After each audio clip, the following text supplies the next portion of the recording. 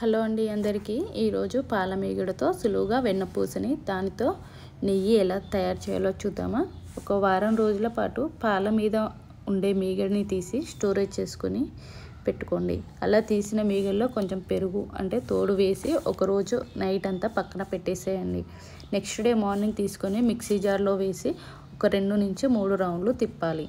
తిప్పిన తర్వాత ఇప్పుడు చూడండి వెన్నపూస రెడీ అవుతుంది.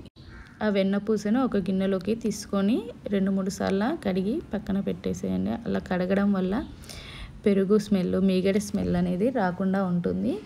పిల్లలు చాలా ఇష్టంగా తింటారండి ఈ వెన్నని. ఇందులో కొంచెం షుగర్ వేసి వాళ్ళకి ఇవ్వండి, చాలా ఇష్టంగా తింటారు. మనం కడిగి పెట్టుకున్న వెన్నపూసని ఒక గిన్నెలోకి తీసుకొని పొయ్యి మీద పెట్టండి. మా పిల్లలకి ఇష్టం కాబట్టి కొంచెం తీసి పక్కన పెట్టేస్తున్నాను వెన్నపూసని. మా అబ్బాయి చాలా ఇష్టంగా తింటాడు. అలా పొయ్యి మీద పెట్టుకున్న తర్వాత అప్పుడప్పుడు కలుపుతూ ఉండండి. మధ్యలో అడగంటకుండా ఉంటుంది. ఒక 10 నుంచి 15 నిమిషాలు పడుతుంది నెయ్యి రెడీ అవ్వడానికి.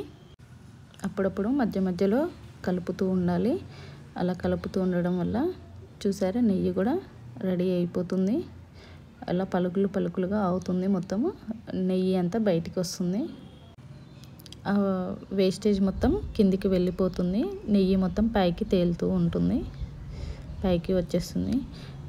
ఇదండి నెయ్యి ప్రాసెస్. ఎంత సింపుల్గా ఉంది. నాకు 400 గ్రామ్స్ నెయ్యి వచ్చింది 1 వీక్ మీగడతోని. లైక్ చేయండి, షేర్ చేయండి, సబ్స్క్రైబ్ చేయండి.